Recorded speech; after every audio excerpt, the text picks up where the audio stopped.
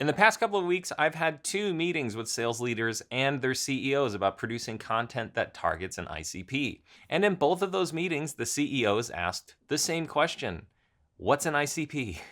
It's easy to forget that normal people who have real work to do aren't thinking about sales and marketing acronyms. So let's take a look at what an ICP is, how to develop one, and most importantly, how to avoid the common mistakes that people make about ICPs. So let's start with what is an ICP. ICP stands for Ideal Customer Profile, sometimes persona, but usually profile. Now, a lot of people confuse this with a buyer persona, but an ICP isn't about a specific person. It's about a type of company or an organizational profile that's most likely to benefit from your product and most likely to become a profitable long-term customer. Now, most people define their ICP way too loosely. They'll say something like C-level execs at enterprises or DevOps engineers at mid-sized SaaS companies. But that's not really an ICP. That's just sort of the tip of the iceberg, the very, very tip of the iceberg. What actually goes into an ICP is a list of things like the type of company you're targeting, like its industry, size, location, maturity, the business problem they're trying to solve, the systems, tools, or infrastructure they already use, the budget, team size, or technical capacity they have for implementing your product, and the factors that make them a bad fit. Like if they're too early stage, they don't have the right team in place, or they're using a conflicting platform. So really, your ICP is a mix of company data, technological data, buying behavior, and deal history. A good ICP helps your team say, this is an account worth pursuing. And just as importantly, this one probably isn't. All right, so let's talk about why your ICP matters probably more than you think. If you don't have a clearly defined ICP, your sales and marketing efforts get scattered fast. You'll end up running ads that attract the wrong people, writing content that never gets read by decision makers, and you'll be burning time on leads that were never going to close anyway. And if your content isn't built for the right audience, it doesn't matter how good it is, it just won't land. It won't convert, and it won't support your sales team.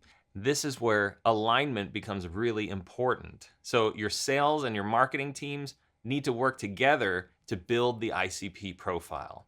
The best ICPs aren't created in isolation. Sales brings insights from real conversations, marketing brings audience data and market research, and together they build a profile that the whole go-to-market team can just rally around.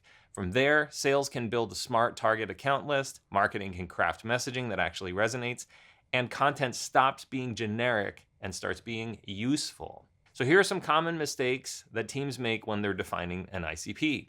One of the biggest mistakes is that teams define their ICP just, like I said, too vaguely or too aspirationally. They say things like, we want to target Fortune 500 companies, or we're looking for fast-growing startups. Okay, but like what kind of startups? What problems do they have? What triggers make them start searching for a solution like yours? If you can't answer these basic questions, you're not really building a strategy, you're just building a wish list. Now, another common issue I see is that marketing defines the ICP in a slide deck, but never really validates it with sales. So you end up with a very nice document that no one uses. Sales still ends up chasing accounts that don't match the profile, and marketing is writing content that speaks to someone who doesn't really exist. I've also seen ICPs that are just a mirror of your biggest customers. And that can be helpful as a starting point, but it's a real trap if you don't stop to ask, are these customers profitable? Do we want more of these types of customers? Were they successful because of fit or because we had to bend over backwards to make it work? If you're not critically assessing why these customers converted and what it took to retain them, you'll end up just copying patterns that you don't want to repeat. And maybe this is the worst mistake or most dangerous of all of them, treating the ICP like it's a static, immutable description etched in stone. It's not. Your ICP should evolve with your product, with your team, with your market. What was a good fit a year ago might not be now. You might have changed. The industry might have changed. If you're not reviewing and updating your ICP on a regular basis, it's probably outdated. So if you want to go deeper on like buyer persona and ICP development, I just wrapped up a full video series on how to sell to technical buyers. If you're in B2B and you're trying to reach engineers, developers, architects, or IT leaders, go check it out. You can find it on edifycontent.com/blog and eventually at bettersalescontent.com. I got to build that site. Anyway, it walks through everything from understanding how technical buyers think to creating the types of content that actually helps close deals. All right, that's it for this one. If you've been treating ICP like a buzzword, hopefully this helped you to see that it's a foundational tool. The clearer your ICP, the easier everything else becomes. Let me know in the comments if you want help refining yours or if your team is still stuck using C-suite at SaaS companies as your target.